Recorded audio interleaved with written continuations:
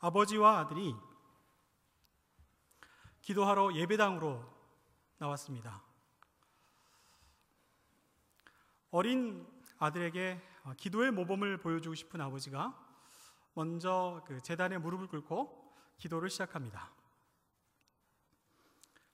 사랑하는 아버지 하나님, 이렇게 기도를 시작하니까요, 옆에 있던 아들이 따라서 기도를 시작합니다.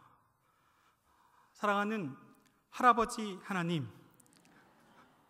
네, 웃는 분들은 머리가 좋으신 분들입니다. 아버지가 살아계신 하나님 아버지 하니까 이 아이가 지혜롭게도 할아버지 하나님 하고 기도를 시작한 겁니다. 그래서 아버지가 아들아, 기도할 땐 이렇게 하는 거야. 하나님은 아버지라고 부르는 거야. 기도할 때는 하나님 아버지 이렇게 시작하는 거야. 가르쳐줬더니 그 아들이 잘 알아들었습니다. 그래, 알았어 형. 네. 이번에 웃은 분들은 정말 기가 막히게 머리가 좋은 겁니다. 하나님을 아버지라고 부르기에 여러분과 저도 가족이라고 생각을 합니다. 우리 예수님께서 이 땅에 오셨습니다. 우리 예수님께서 하나님을 향하여 아버지, 때로는 어린아이처럼 아빠, 아버지라고 부르며 기도하기 시작했더니 예수를 믿는 우리 모두에게도 동일하게 하나님을 향하여 아버지라고 부르며 기도할 수 있도록 그 은혜를 우리에게 열어주셨습니다. 하나님을 아버지라고 부르며 기도하는 예수님, 그리고 하나님을 아버지라고 부르며 기도하는 여러분, 그리고 하나님을 아버지라고 기도하는 저 모두 다 하나님 안에서 한 가족이라는 것을 분명히 고백할 수가 있습니다. 오늘 아멘 하신 분들 저희 누님들입니다. 저기 형님, 저녁 식사하셨습니까? 네, 저기 위에 보니까 저보다 나이가 좀 어린 분들이 계시네요. 이 목사 오라버니가 오늘은 짧게 그리고 하겠습니다. 여러분과 제가 하나님을 아버지라고 부르고 하나님 사랑 안에서 가족이 된 것 정말 기쁘게 생각합니다. 바라는 게 있다면 제가 여러분들을 더 잘 알지 못하지만 우리 하나님 안에서 가족이라고 하니까 여러분들을 더 잘 알아가고 싶고 또 여러분들의 마음을 더 잘 헤아려 주고 싶고 또 여러분들이 뭔가 도움을 요청하신다면 제가 더 잘 도와주고 싶습니다. 왜냐하면 우리는 가족이니까요. 오늘 여러분들이 이 밤에 기도하러 나오신 마당에 꼭 기도했으면 좋겠습니다. 가족을 위해서 한번 기도했으면 좋겠습니다. 우리를 하나님 사랑 안에서 한 가족으로 삼아 주셨으니까 먼저는 무엇보다도 우리 육신의 가족들이 있을 테니까 육신의 가족들을 위해서 기도해야 되겠죠. 예수님이 오신 성탄절을 맞아 우리 가족이 사랑과 따스함이 넘치는 그런 가족이 되어야 하겠습니다. 사랑과 따스함을 잃어버린 가족들이 얼마나 많이 있고 눈물 짓는지 모르겠습니다. 모든 가족들이 우리 주 예수 그리스도의 사랑으로 항상 따뜻하고 또 항상 사랑이 넘칠 수 있기를 늘 소망하며 기도합니다. 또 오늘 하나님을 아버지라고 부르는 여러분 모두가 가족이라고 하니까 옆에 있는 가족들을 위해서도 기도했으면 좋겠습니다. 우리 혹시 이런 일도 있지요? 하나님을 아버지로 모시고 한 가족으로 살고 있지만 누군가 미울 때가 있습니다. 또 마음에 불편한 사람도 있지요. 우리 사이에 이렇게 담으로 막혀있는 죄와 허물과 미움 이런 모든 것들이 다 사라져서 적어도 이렇게 영락이 한 가족 된 여러분 모두 하나님의 사랑을 풍성하게 누릴 수 있도록 위하여 기도할 필요가 있을 것 같습니다. 오늘 여러분들 꼭 하나님 앞에 간절히 기도할 수 있길 바랍니다. 자, 이 시간 제가 여러분들을 위해서 축복 기도하겠습니다. 혹시 이 자리에 가족과 같이 나오신 분들이 있다면 손을 꼭 붙잡아 주시고 또 가족이 되고 싶은, 진짜 가족이 되고 싶은 분이 있으면 손을 꼭 잡아주시고, 또 잘 모르지만 하나님 아버지 안에서 한 가족이라고 하니 서로 옆에 있는 분들 얼굴도 한번 보시고 인사도 하시고, 여러분들 위해서 제가 기도하겠습니다, 오늘은 제가 기도하겠습니다 하는 그런 마음으로 제가 축복 기도하겠습니다. 같이 한번 기도하겠습니다. 아버지 하나님, 하나님을 우리의 아버지로 부르고 때로 더 다정하게 아빠라고 부를 수 있도록 허락하여 주신 은혜 감사를 드립니다. 하나님의 모든 사랑하는 가족들이 하나님의 사랑을 닮아 더욱 넘치는 사랑과 따뜻함으로 이 성탄절을 지낼 수 있도록 허락하여 주옵시고, 우리 영락의 모든 가족들이 우리 하나님의 사랑을 확인하고 회복하며 더욱 부흥하고 성장할 수 있도록 인도하여 주옵소서. 이 시간 함께 손잡은 우리 하나님께서 가까이 맺어주신 육신의 가족들을 위하여 기도드립니다.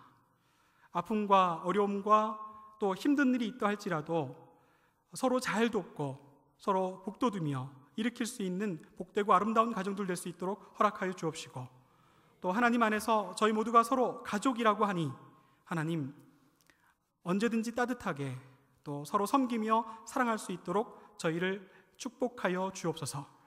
이 모든 말씀 우리 주 예수 그리스도 이름으로 축복 기도 드리옵나이다. 아멘.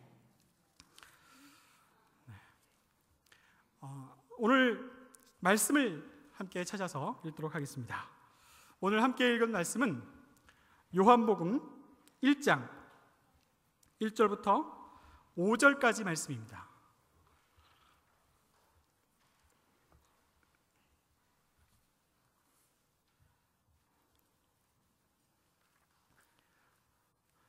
저와 한 절씩 교독하겠습니다. 태초에 말씀이 계시니라. 이 말씀이 하나님과 함께 계셨으니 이 말씀은 곧 하나님이시니라.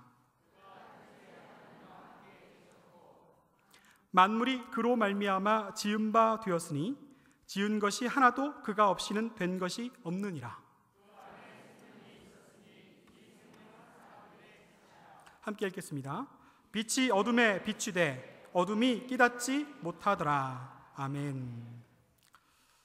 오늘 요한복음 말씀에 이 땅에 예수님께서 세상을 밝히는 빛으로 오셨다라고 그렇게 선포하고 있습니다. 예수님이 빛이시다라고 말하면 그 성격은 우리를 구원하시는 구원의 빛, 또 우리에게 생명을 주시는 생명의 빛, 또 우리를 따뜻하게 품어주시는 사랑의 빛이라고 그렇게 선포할 수 있겠습니다. 예수님 오늘 요한복음 말씀대로 어두운 가운데 빛으로 오셨다라고 그렇게 선포하고 있습니다. 이 말을 좀 더 실감나게 생각해 보면 아주 깜깜한 어두운 이 세상 속에 어디가 길인지 보이지도 않는 이런 황막한 세상에 우리에게 환히 밝혀주시는 빛으로 오셔서 그 어둠을 모두 다 몰아내어 주시고, 그리고 우리가 가야 할 영생의 길로 밝히 인도하여 주시는 그 은혜가 이 말씀 속에 선포되어 있습니다. 우리 예수님께서 빛으로 오셨다 하는 이 기쁨의 소식을 이 성탄절 이 계절에 기쁨으로 더 부지런히 선포할 수 있는 여러분과 제가 될 수 있기를 바랍니다. 오늘 5절 말씀에 저희가 꼭 짚고 넘어가야 할 한 구절의 말씀이 있기에 제가 다시 한번 읽고 말씀을 계속 전해드리려고 합니다. 빛이 어둠에 비추되 어둠이 깨닫지 못하더라 하는 말씀입니다. 어두운 공간에 빛이 비추면, 혹은 어두운 공간에 불이 켜지면 그 다음 현상은 어떻게 되죠? 환해지잖아요. 밝아지고. 그래서 빛이 있구나라는 것을 모두가 다 알게 됩니다. 그것이 그냥 자연스러운 현상인데 오늘 말씀은 매우 특별한 상황을 이야기하고 있습니다. 어떤 상황이냐면 빛이 어둠에 비쳤으나 어둠이 깨닫지 못하더라 하는 말씀입니다. 저는 이 말씀을 여러 번 깊이 묵상해 보았습니다. 그런데 참말로 그렇습니다. 아니, 오히려 이거보다 좀 더 심각하게 이렇게 앞뒤가 역전된 그런 상황도 발견할 수가 있었어요. 여러분들, 우리는 예수님께서 이 세상을 밝히시는 빛이시다라고 그렇게 믿고 있습니다.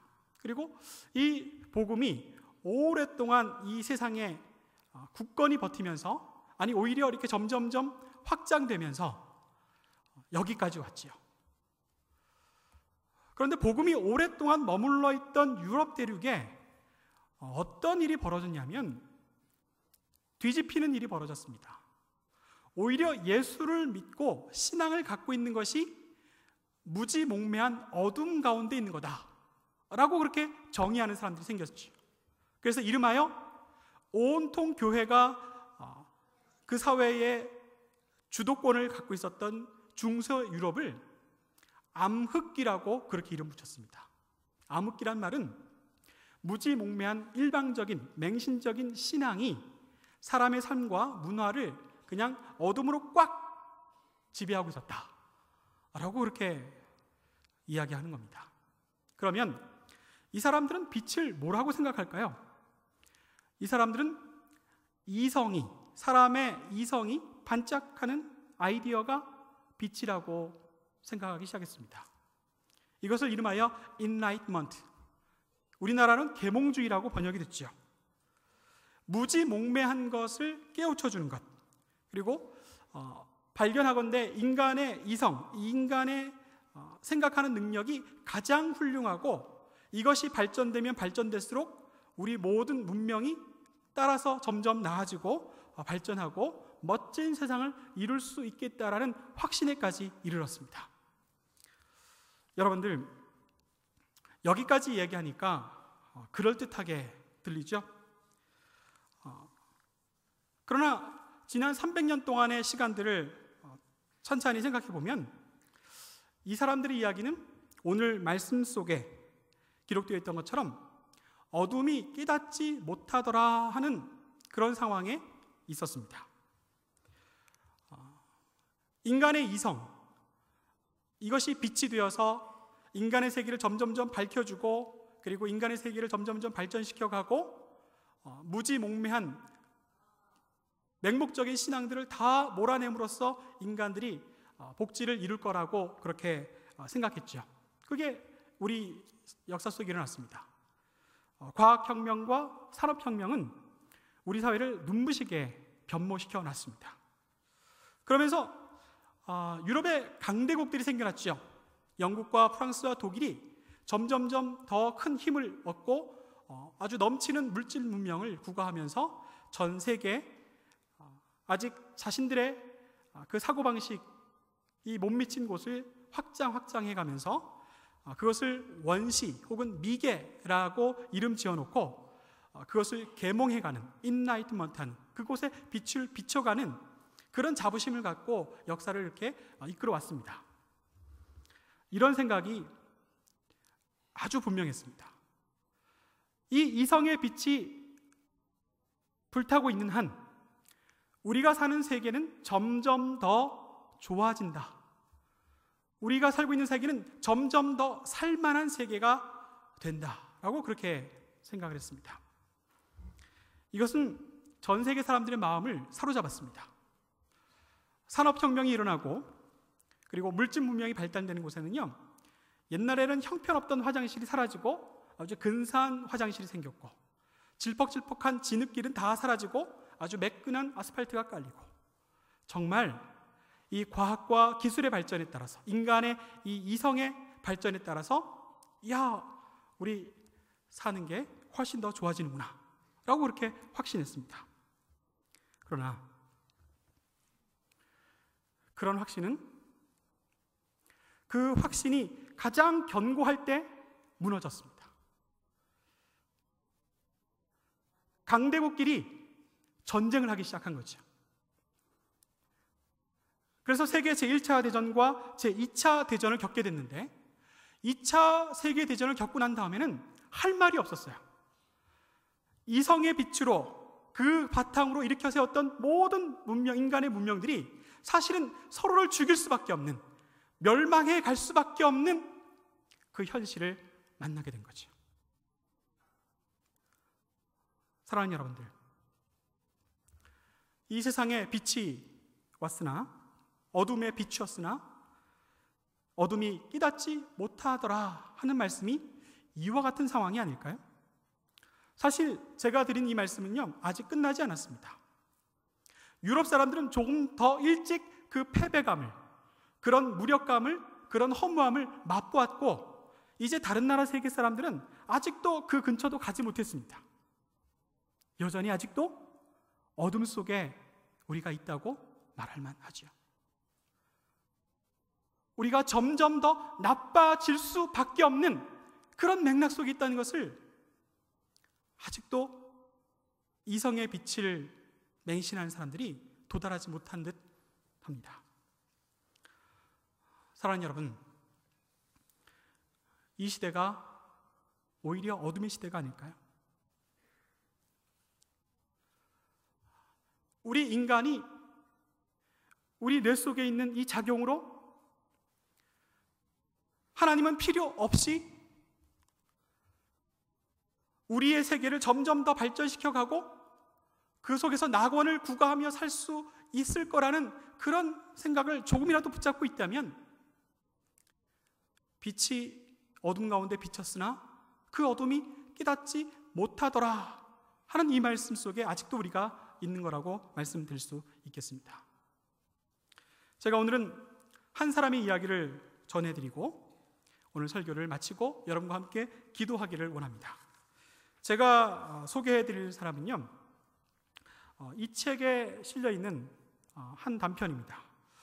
지성의 회심이라는 책인데요, Finding God at Harvard라는 제목의 책입니다. 하버드가 하나님의 진리, 그것을 탐구하고 또 교회를 섬길 목회자들을 양성할 목적으로 학교가 설립됐는데, 역사 시간이 지나면서 이 계몽주의에 완전히 이렇게 지배를 당해서 하버드의 모든 심지어는 디비니티 스쿨, 그러니까 신학대학원조차도 이 하나님을 찾고 하나님의 말씀, 하나님의 진리를 얻고자 하는 열망과 노력을 다 버려버린 그런 상황에서 이 하버드에 몸담고 있던 사람들 중에 하나님을 만난 사람들의 글들이 실려있는 그런 책인데요, 그 중에 글렌 로리라는 하버드 경제학과 교수 선생님의 글을 소개해드리려고 합니다. 이는요, 어릴 때부터 자신이 똑똑하고 현명하다는 것을 알았습니다. 그래서 자긍심이 대단했죠. 자긍심이 대단해서 자기에게 주어져 있는 이 특별한 재능으로 자기는 자기가 목표한 것을 모두 다 이루면서 살 수 있을 거라고 확신을 했답니다. 그가 대학을 들어갈 때 3가지 목표를 세워놨습니다. 제가 소개해 드릴게요. 첫 번째 목표는 가장 좋은 대학에 보장된 지위를 받는 교수가 되겠다 하는 게 그의 목표였습니다.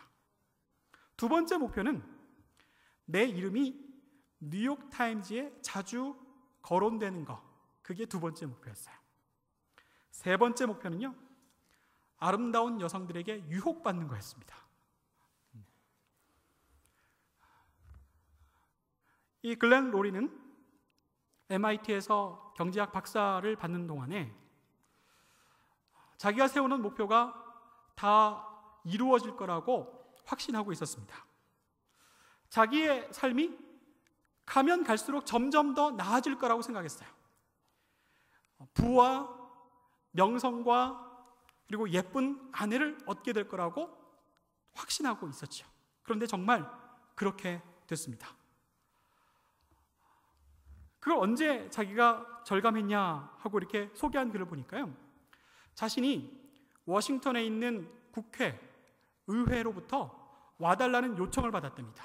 그러니까 어떤 경제 문제에 대해서 자문을 좀 해달라고, 증언을 좀 해달라고, 지혜를 좀 달라고 요청을 받았답니다. 그래서 워싱턴 DC를 방문했는데 세상에 모든 상원 의원들이 다 자기 일을 이미 알고 있더라는 거죠.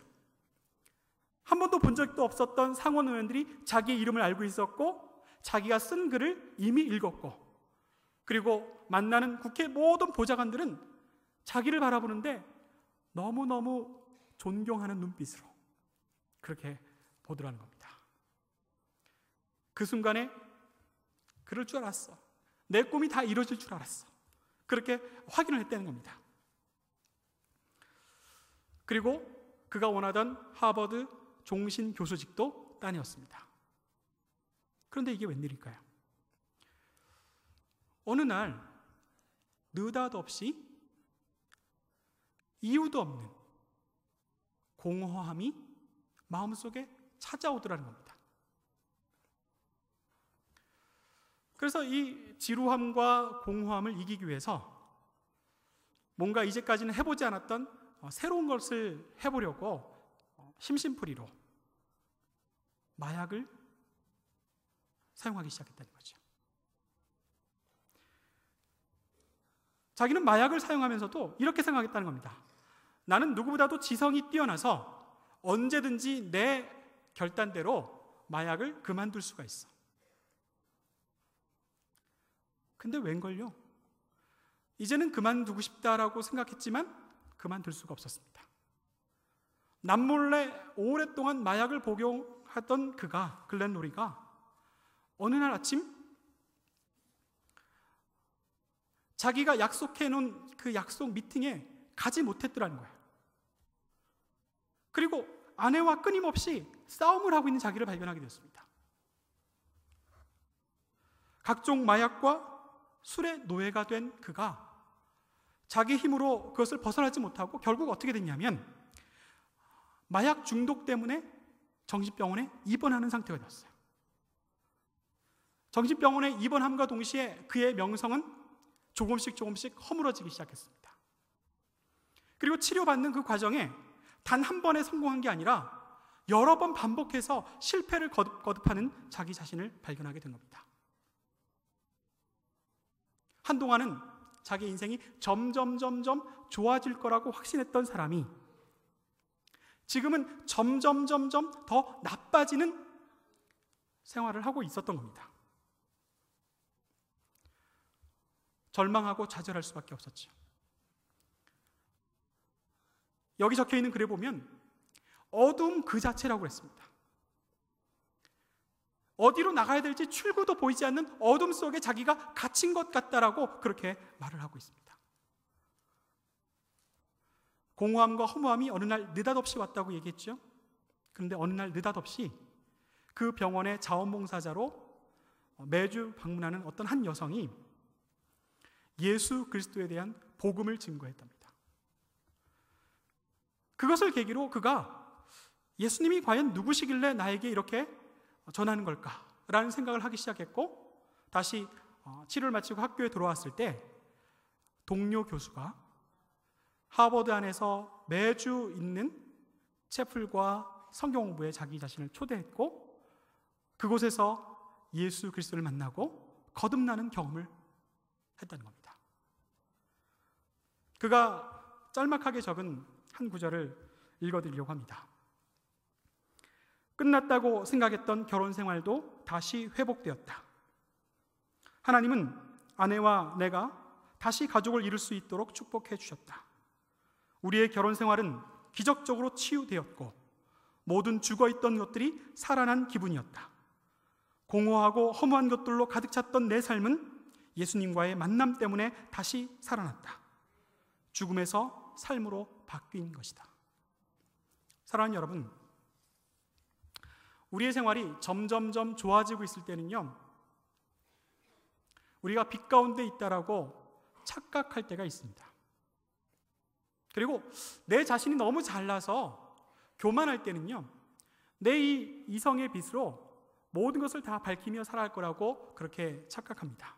그러나 성경에 따르면 그 빛은 고작 태양 아래서의 촛불에 불과할 수밖에 없습니다.